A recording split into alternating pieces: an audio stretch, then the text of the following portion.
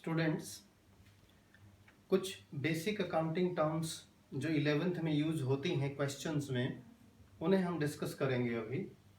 These are the terms, ये terms हैं business transaction, entry, account, debit, credit, turnover, drawings.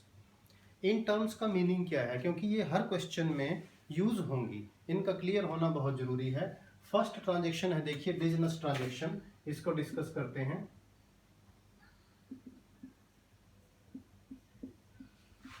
Business transaction,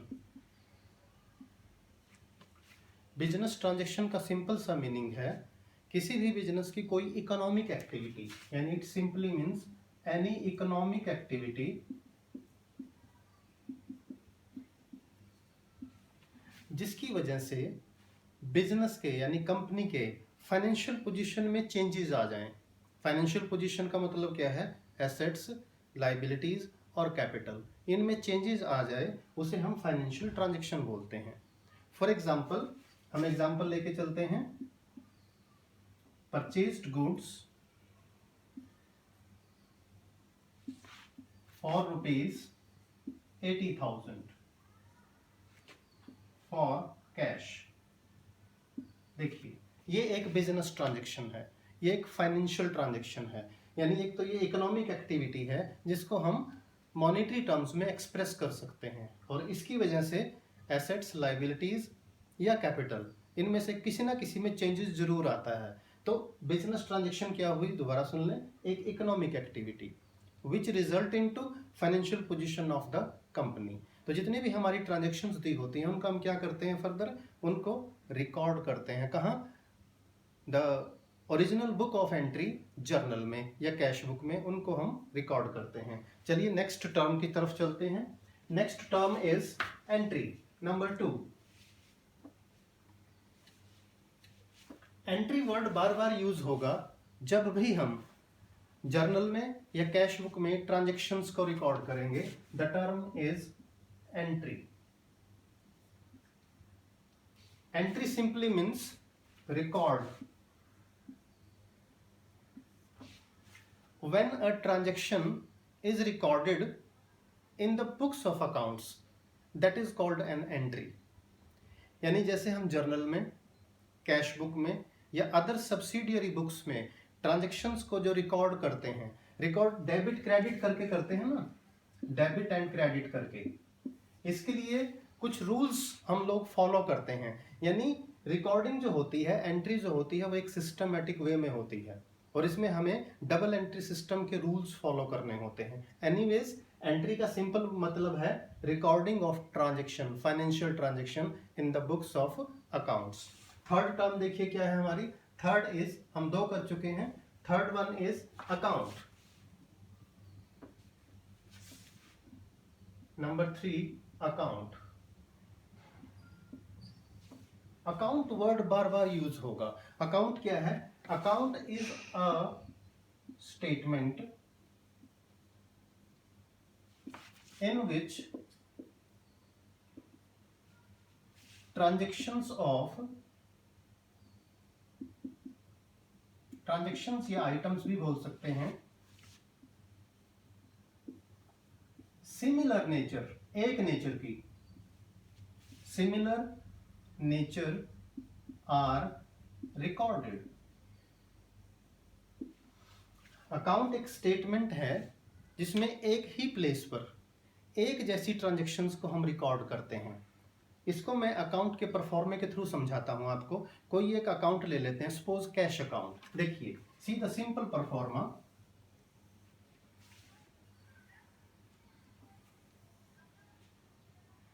cash account,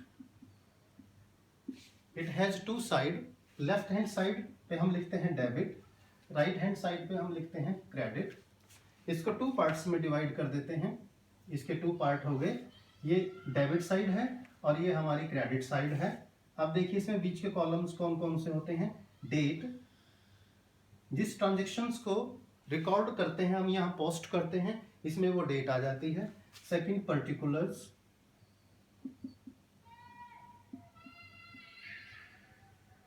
इसमें आता है name of other account. Name of other account का मतलब एक account अगर डेबिट हुआ है तो दूसरा क्या हुआ होगा, क्रेडिट। तो जब हम इसके डेबिट में लिखेंगे तो उस अकाउंट को लिखते हैं जो क्रेडिट हुआ हो।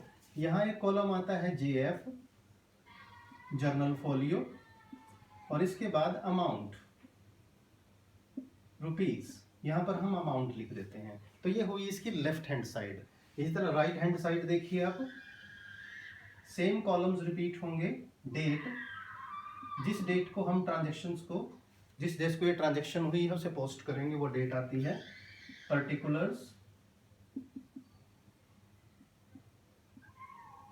पर्टिकुलर में आता है नेम ऑफ अदर अकाउंट। अब ये क्रेडिट साइड है देखिए, यानी ये अकाउंट क्रेडिट हुआ है तो किस अकाउंट को लिखेंगे, जो डेबिट हुआ है, यानी हम दूसरे अकाउंट का नाम लिखते हैं इसमें। फिर से जर्नल फोलियो, जिसे लिखते हैं जेएफ, यानी page number in the journal, और लास्ट में अमाउंट रुपीस। इसे ध्यान से देखो, ये एक अकाउंट का परफॉर्मा है और इसको हमने नाम दे दिया कैश अकाउंट। यानी इस अकाउंट में मैंने नाम भी देखिए क्या है, एक स्टेटमेंट हो गई है जिसमें एक जैसी ट्रांजेक्शन्स आएंगी जिनकी एक जैसी नेचर हो, यानी सिर्फ कैश से रिलेटेड ट्रांजेक्शन, कोई और ट्रांजेक्शन नहीं आएगी इसमें। यानी कैश जब भी हमारे पास आ रहा होगा हम उसे डेबिट साइड में रिकॉर्ड करेंगे, और कैश की जब हम पेमेंट करेंगे, कैश हमारे पास से जा रहा होगा, हम उसे क्रेडिट में रिकॉर्ड करेंगे। तो ये है हमारा अकाउंट, एक स्टेटमेंट है जिसमें एक जैसी ट्रांजेक्शन्स एक जगह रिकॉर्ड होती हैं। Left hand side debit, right hand side credit. तो ये हमारी तीसरी टर्म हो गई अकाउंट। अगर हम फोर्थ टर्म करेंगे, फोर्थ टर्म है हमारी दैट इज डेबिट।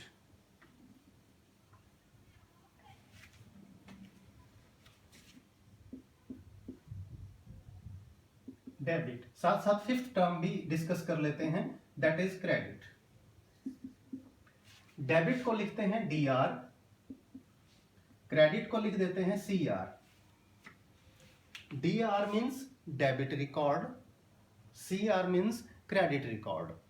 तो अभी हमने इससे पहले देखिए जो परफॉर्मा लिया था अकाउंट का, उसकी लेफ्ट हैंड साइड क्या है, डेबिट है, और राइट हैंड साइड क्या है, क्रेडिट है। इसका मीनिंग भी यही है, देखिए left hand side of an account, left hand side of an account, और इसका मीनिंग हुआ right hand side of an account. तो डेबिट का मीनिंग क्या हुआ, किसी भी अकाउंट की जो लेफ्ट हैंड साइड है उसे डेबिट बोलते हैं, जो राइट हैंड साइड है उसे क्रेडिट बोलते हैं। लेकिन इतना ही काफी नहीं है, इसको थोड़ा सा और डिटेलिंग में करेंगे हम लोग। ये जो टर्म्स हैं डेबिट क्रेडिट, पूरा अकाउंटिंग हमारा इसी पर टिका हुआ है, रूल्स ऑफ डेबिट क्रेडिट पे। क्योंकि जो ये डेबिट क्रेडिट हैं ये किसी भी आइटम या किसी भी टर्म की नेचर को डिफाइन करते हैं। मेरे वर्ड सुनना ध्यान से बेटा, ये किसी भी टर्म की नेचर को डिसाइड करते हैं कि वो टर्म, वो आइटम हमारी एसेट है या लाइबिलिटी है, वो कैपिटल है, एक्सपेंस है या इनकम है। मैं आपको एग्जांपल के थ्रू समझाता हूं, देखिए एग्जांपल इसका, सी द एग्जांपल। जब आप डेबिट क्रेडिट के पूरे रूल्स समझ लोगे, कर चुके होंगे, तब आपको ये क्लियर आएगा। देखिए मैंने एक वर्ड लिखा इंटरेस्ट, प्लीज सी, इंटरेस्ट के ब्रैकेट में लिख दो डेबिट। तो ये जो डेबिट है इस इंटरेस्ट की नेचर को बताएगा, क्या कि इंटरेस्ट एक एक्सपेंस है हमारा, क्यों, एक्सपेंसेस आर डेबिटेड। लेकिन अगर मैं यहाँ डेबिट के बजाय लिख दूं क्रेडिट, देखिए मैंने इसको कर दिया क्रेडिट। जब डेबिट लिखा था तो ये एक एक्सपेंस था, क्रेडिट लिखते ही इसकी नेचर बदल गई, तो ये क्या हो गया, ये हमारी इनकम हो गई। अब देखिए डेबिट क्रेडिट के चेंज करने से कितना फर्क पड़ता है। मैं एक एग्जांपल और लेता हूं, बैंक, बैंक के ब्रैकेट में लिखा हो डेबिट या बैंक के ही ब्रैकेट में लिखा हो क्रेडिट, तो इसका देखिए डिफरेंस कितना है। बैंक के अगर साथ में लिखा हो डेबिट, इसका मतलब हमारा positive balance in the bank. Bank में हमारा पैसा डिपॉजिट है और ये हमारी एसेट है। ये हमारी डिपॉजिट को शो करता है बैंक में और ये हमारी एसेट है। लेकिन अगर बैंक के साथ क्रेडिट वर्ड लग जाए तो इसका मतलब ये हो गया माइनस बैलेंस, जिसे बैंक ओवरड्राफ्ट बोलते हैं। यानी बैंक से हमने फालतू पैसा निकाल लिया, जितना हमारे अकाउंट में था उससे ज्यादा, और ये हमारी लाइबिलिटी हो गई। देखिए स्टूडेंट्स, डेबिट क्रेडिट का मीनिंग गहराई से समझना दोबारा। बैंक के साथ अगर डेबिट टर्म यूज हो तो वो एसेट हो गई, यानी बैंक में हमारा पैसा डिपॉजिट है। लेकिन अगर बैंक के साथ क्रेडिट टर्म यूज हो गई तो वो हमारे बैंक ओवरड्राफ्ट, यानी बैंक से हमने फालतू पैसा निकाल रखा है। इसे शॉर्ट टर्म लोन की तरह मान सकते हो आप। तो ये हमारी लाइबिलिटी को दर्शाता है।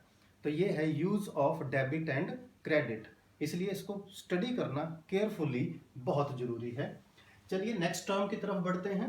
अभी तक हमने 5 टर्म्स की हैं: business transaction, entry, account, debit and credit. अब हमारी 6th टर्म क्या है देखिए, जिसे हम डिस्कस करने जा रहे हैं। That is very simple term, turnover. Turnover simply means sales, यानी सेल्स ऑफ गुड्स। और सेल का मतलब क्या होता है? Sale of those goods in which business deals. तो गुड्स की सेल के लिए वर्ड क्या यूज हो जाता है? हमारा टर्नओवर। चलिए नेक्स्ट टर्म की तरफ चलते हैं। नेक्स्ट टर्म हमारी है 7th one, that is drawings.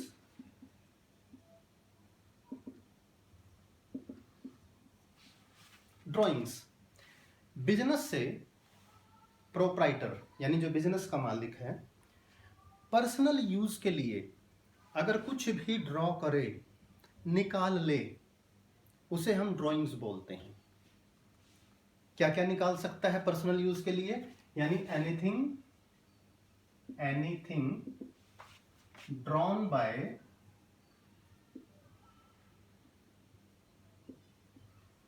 Proprietor. Proprietor का मतलब बिजनेस का मालिक, बिजनेसमैन, फॉर हिज पर्सनल और डोमेस्टिक यूज